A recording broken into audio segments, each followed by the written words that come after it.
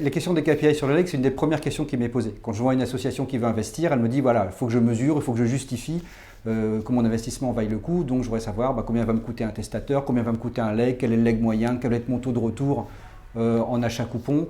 Et dès le début, je réponds de façon un peu abrupte en disant c'est pas du tout la question et de toute façon ces éléments-là, on n'arrivera pas à vous les apporter.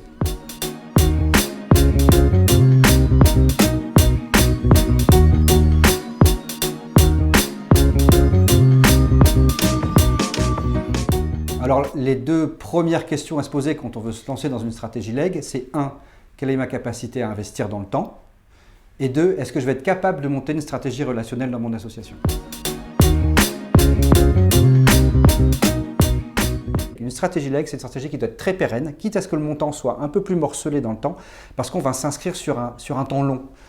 Une grosse opération annuelle n'a pas beaucoup d'intérêt.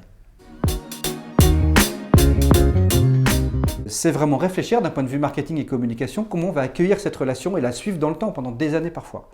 Il y a déjà une première partie qui va être l'accueil, c'est-à-dire le premier contact qu'on va avoir avec le testateur, il va prendre son téléphone, il va écrire, ou même un donateur va tester son association en lui posant une question.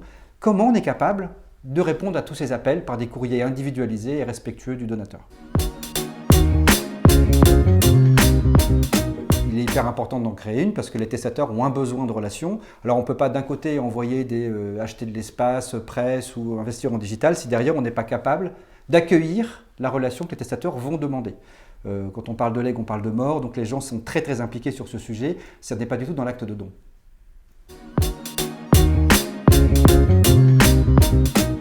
Alors quand on a fait tout ce travail d'investissement et de mise en place d'une stratégie relationnelle, là effectivement on peut commencer à se poser des questions de KPI parce qu'on a de la matière.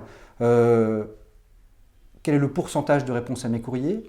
Est-ce que je suis capable de mettre des petits mots manuscrits sur tous mes courriers? Est-ce que je suis capable de rappeler tous mes appels téléphoniques entrants? Il y a plein de questions qui peuvent être posées et auxquelles on peut commencer à mettre des coches, bonne réponse, mauvaise réponse, et commencer à relier dans le temps un testateur à une action marketing. Il faut avoir donc cette capacité d'investir d'un côté, cette capacité de créer de la relation de l'autre. C'est un investissement humain et en argent.